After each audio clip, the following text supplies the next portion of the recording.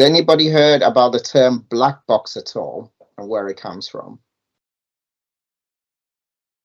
For Yes. Africans, you're pretty quiet. I hope online is much more noisy. Should I be playing some Fela or something? I'm showing my age right now. Well, the premise of black box thinking is like, whenever there's an issue with a plane, hopefully if it's not fatal, there's typically a box. It's actually yellow. That's in the plane that they go back and re-examine what happened, right? So that's one of the foundational pieces, and it's really more about learning from our mistakes. Can you all still hear me? Fab. Okay. Yes, we So, can. okay. And I've done the started too fast. So the person I wrote the book is called Matthew Said. And in terms of this whole session, right, you can't buy experience, you can only borrow. This is a quote from myself. What this means is that when you think about your careers, it's a bit like going to the library. You borrow the book, you take the experience, and I'm here to share my experience so you don't have to go and do as much research and you can build on top of it. I believe Kazim introduced me. So I'm a 27-year veteran in technology. I've done various things. The other day, I did a bit of an audit and actually worked out that I've had about 21 to 22 unique job categories. So, I've been a backup administrator, system administrator. In fact, my journey started as I did microelectronics and computing. So I wanted to be a programmer, and then I realized that it meant I couldn't sleep. I had to drink a lot of coffee and nobody appreciated me. So I moved on to field service engineering. Things happened in my life. I also ended up being a warehouse operative. That was pretty cool. Now I know how to pack my suitcase to such a point that no space is left untouched, right? But right now, I'm meant to be head of customer experience. And what does it mean? Lots of fancy words to say. When you come in and you order something, regardless of what the business service is, I should leave you delighted. You can complain, but at least I can make you happy whilst you're complaining. That's one of my roles. And the second part of it is I head knowledge management because you would have heard about the information age. Well, we've left that. We're now in the knowledge age, right? So to build up on that, first thing is learning to turn the lights on your career. So the keynote speaker, if you were there for the first session, Stephen Rose, actually attended one of his sessions in 2008 in Seattle, and he talked about building your personal brand. That is why when you Google me, it's nice and clean. You won't see me with a glass of tequila. You wouldn't see me dancing on tables, right? So if you want to try, just go into Google and type Samuel Erskine and you find a really clean, polished version of me. That bit's important because when people turn the lights on, they see you everywhere, right? So your social footprint, etc. So there's some great stuff that Stephen does. Well, once you've done that, how do you keep the lights on? As in, how do you keep yourself energized? So Kazim shared that, I work for a large organization. The reason why I don't use that organization is every time I mention that, people want me to sponsor an event, right? I work for them, just because I work for an electrical company doesn't mean I'm an electrician or I own that whole bit. So my own company is me. I only work for me. My contract with the organizations are based on my career capital. Right? It's just like your naira or your dollars, right? I've got an agreement with them, but I'm not a slave to that job. So everything I earn, everything I learn, I take with me. So it's one of the things to think about when you keep an eye. And then, I'll share a little bit more about what I've learned and then say it's your turn. So first and foremost, there is no box. Do any of you live in a box? I'll be seriously concerned if you do, but if you have kids, if they get a big present in a big box, they'll live in it, right? So there is no box, right? Because when you live in the box, you don't see what's inside it. I mean, outside. And when you live outside the box, you don't see what's inside it. So flatten the box, right? So that's why I say there is no box. So turning the lights on. I'm going to keep it simple because I'm talking to some very intelligent people and I don't do complexity because we're very good at turning simple things into complex things. So when I talk about turning the lights on, you're going on a journey, you study, you get asked that question, what do you want to do when you grow up? As somebody that's past 25, I've got a good surgeon, so I may look better than my age says. What I said I wanted to be when I was a child and what I am now are so far apart, it's impossible. So first and foremost, build the career capital. So I've got a good session on my LinkedIn profile and YouTube about building your careers through accidental discovery and mistakes. You are doing the first part. You are in this session. Kazim talked about following people, following blogs, etc. But one of the things you should do within your career is I ask myself a couple of key questions, and one of them is coming up in the bullets. But I thought I'll share something else with you. So when I talk about black box thinking, if you are in that box, you create what's a closed loop. For those that are into the deep tech, it's not a scientific version of a closed loop. From a career perspective, it's learning from any mistakes. For myself, it's like turning up at an interview without doing a research on the interviewer or without doing research on the job description, because not everything that people put in a job description is what they want. But what's even bigger is when you exclude yourself from a job because the description says something that you think you can't do. So I always say, start off with a description, research it. If you've got an interviewer's name, put their name in Google, LinkedIn, or otherwise, it would help you to prepare. In terms of the black box thinking, everything I do in my life, I focus on what can I learn from it. And one of the things I practice is, regardless of what you think you want to do, ask yourself, what if I'm wrong? Right.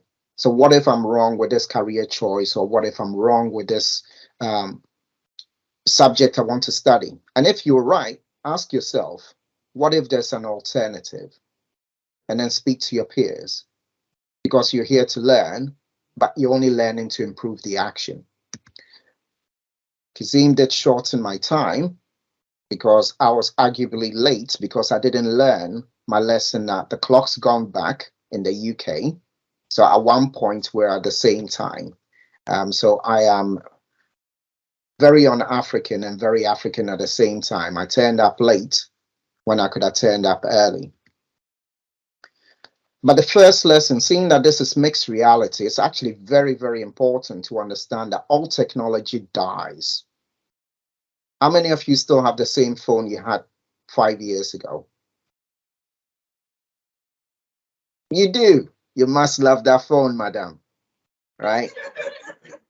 I also have one of those, right? It's got all your contacts, right? But how many of you still have the same shoe you had when you were 3 years old? I can't wear it, but I still have it. I'm just joking. It's sentimental, right? So remember, all technology dies. So if you're going to build your career, 2 years ago, I was head of cloud engagement, and my last book was on cloud governance. I was doing Azure governance. 2 years prior to that, I wrote a book on System Center Service Manager. I did Orchestrator.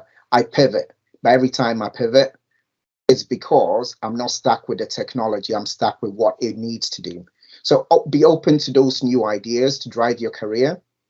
I shared this already, but I wanted to add, right? Think like an alien. It will help you to open your mind when it comes to career choices. And don't be afraid to dive into spaces that scare you. If they scare you, it means nobody else is doing it. And I've got a phrase that says, always look for empty spaces in crowded places. I used to go and shop with my auntie in an African market. And I prefer to go to the stall where my auntie knew the woman, because then they'll put me behind the stall and I'll enjoy it. So when you join an organization, it's a bit like those that play sports. I went to 7 different schools. not because I was naughty, but because things happened. The first goal I scored on a football pitch or as a defender, the first big guy I took down meant that I'd settled down, right? I belong. So sometimes when you start your career and you get into certain places or you change your job, these are the kind of things to look at to build out. I also say take a scientific approach to everything you're doing, right? Come up with an experiment, test it. If it fails, evolve and learn from that and move on. So the jobs that I had, they weren't good for me. And I said no, and I left and I got something better. I had to start sometimes from the bottom. Also, practice listening to understand instead of listening to respond. Even if you're the most experienced subject matter expert, don't assume. So I had an amazing experience in Microsoft many years ago when I went to the mothership. I was running a workshop in there, and there was a guy just sat at the back, didn't say anything. And then when he asked me what I did, I said, well, I don't know, what do you do?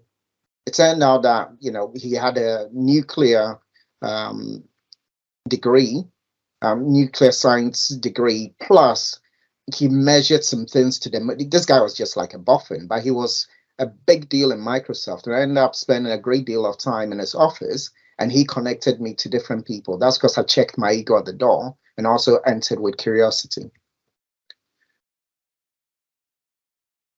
This is an important one, and Kazim will let you know as well, right?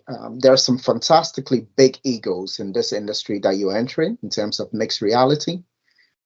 So don't be afraid to change your beliefs as knowledge comes in. So if you find out that something that you thought was really good, after you've researched, isn't as great, rather than sticking and trying to prove that it could be good, focus on trying to make it better with the acquired knowledge. And as I've said, every challenge or success teaches me something new. I think I'll finish on time, or hopefully leave time for questions. I've left it very abstract for a very deliberate reason, because I need you to research and I need you to enjoy and find out a bit more. And there are going to be some deep technical people. But what I would say is that life without the black box thinking is like this. You will have an Oga at the very top that will give you this. I'm the Oga at the very top of my career, right? So what I'm after is, life with black box thinking, right? Being able to enjoy what you do by making an impact. Remember, you can always make an impression, but an impression is like taking a shower. If you don't do it every time, you will get dirty. Making an impact is leaving a legacy behind for yourself, for the space you are in, and for anybody else that you're going to impact, either with what you do, what you say, and how you deliver things based on your own journey. There is an interactive video that I'd embedded, but because I don't have time, look out for it. It's by Yoda, right? And it's like do or do not do. There is no try. So my parting message for you is when people say, oh, am I still sharing my screen? No. I never shared my screen and nobody told me. Wow. I had all this brilliant animation going on. So what I'm going to do is, Kazim, you failed on the tech. That was the first thing. I was really jamming and using all these words, and there's no screen. So I'm just going to share it again. I'll flash through their fancy slides. I do apologize, but I would improvise here and say what you were seeing was some really brilliant animation, right? Can you still see my screen? Yes, we can see it now. Okay, so for the purpose of the tape, so what I shared was about that closed loop, learning from your mistakes. Is it much better with the PowerPoint flashing through now? You know, Yes, really, it really, is. yes, it is. I put a lot of work into all this fancy crumbling, right? So to replay it, all technology dies or evolves, Um, if you want to take some pictures, but I will share the slides with Kazim. But the one I wanted to show you, which I was really excited about and wondered why nobody said anything, this is life without black box thinking, right? So you could end up with that. And this is life with, right? Let me put it back then, right? Without and with, right? So you decide, depends on how you want to proceed with your career, right? I want to be the top dog of my organization because I'm the CEO of Sam Inc., right? And then the bit that I shared here is Kazim would tell you, I tried to come to Nigeria for this session. I actually wanted to be there. But it was so difficult with all of the red tape I had to go through to get there on time. It wouldn't have been a pleasant experience. But I didn't use the words I will try because you either do or you do not. So check this one out from Yoda. It's a lovely little clip, and I think you will enjoy it. So on that note, I'd like to actually stop sharing now. And Kazim, I don't know if I have any time for anybody to grill me because, like I said, I've got a lot of information, but I just wanted to open minds and share what's in my heart. Yes, we should be able to take a few questions. Any questions for Sam? Hi, Sam. Hi there. Yeah, so what's the biggest leap you've ever made in your career? The biggest leap I've ever made with my career. Yeah. Oh, yeah, that's a great question. So this is my second time round with this organization. So in 2009, during a recession, I had a micromanager that drove me insane.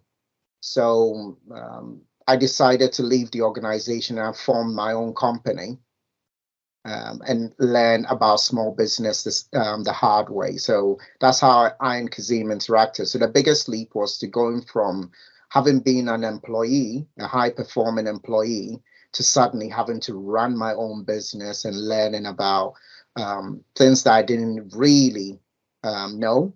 And I learned some great lessons. So that's why I became a Microsoft certified trainer.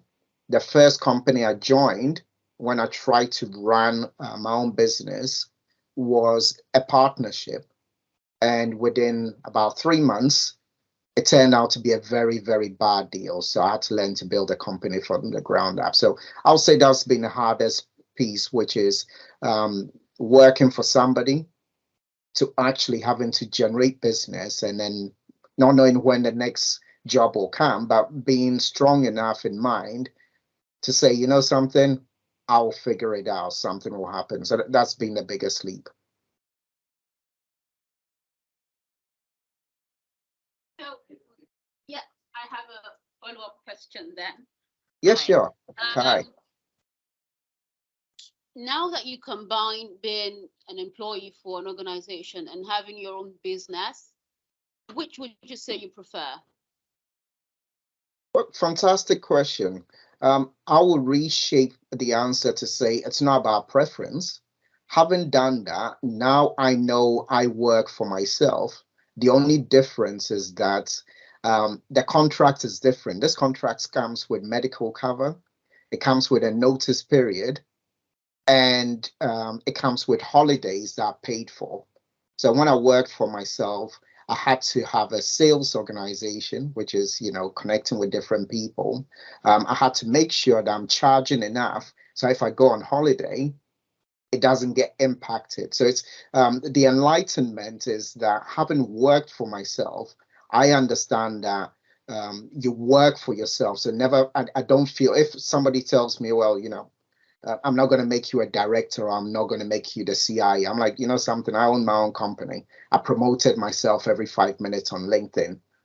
Omo, come now, right? What are you going to tell me? So I'll say that's been the biggest thing. So don't be, it's helped me to understand that I'm not a slave to a company. I'm being provocative. But that's the difference, right? Would I work for myself again?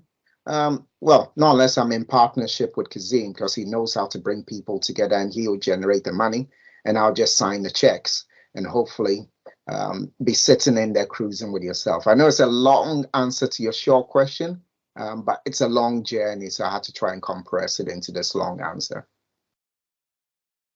Great. Anyone has any question? Okay, so just one last one. Yeah, sure. Not everyone is built to be an entrepreneur. I know I'm not. So do you have any advice for anyone sticking to formal employment? Absolutely. So let me demystify it, right? So I separated into two things, career progression and career capital. Entrepreneur, we interviewed somebody, it gets confused, right? If you've come up with your own ideas, you're an entrepreneur, right? So my advice would be, if you are working for organizations, right, don't be glued to that organization's ambitions, right? So if you are going to do it, don't wait till you're so angry you then need to move. Stay ahead of the market. So if you're not going to be, the first step I normally do is I make myself redundant from the job I am in, so that when an opportunity comes up, I don't get held behind. But if I love the job I am in, I reinvent it so the value that I'm bringing gets recognized. So you make it better so the job doesn't go away, or you make yourself better so if something else internally comes up, like I said, with where I am, I rejoined them in 2016. I started off as doing patch management for SCCM System Center. Right? And then I moved on to Cloud Solutions Architect. This is my fourth role within the organization. So I challenge myself to change every 2 years. And what it means is that I have to be ready to build in and out of it. So that'll be the main thing. So don't get stuck. Make sure that, breakfast, lunch, and supper are different, because I went to boarding school in Ghana and I'm telling you, that food was boring, right? So for my career, Tom Brown, I had some Gary, it's when sardine and corned beef is a luxury meal with Gary, that with hot water. I don't want to go there. So don't treat your career like that. You know what I mean? I want to eat proper food. Sam, thank you so much. It's been lovely listening to you and having you speak with us. It's my pleasure. Feel free to reach out, but don't just send me a connection. Tell me something about yourself and tell me why I should connect with you.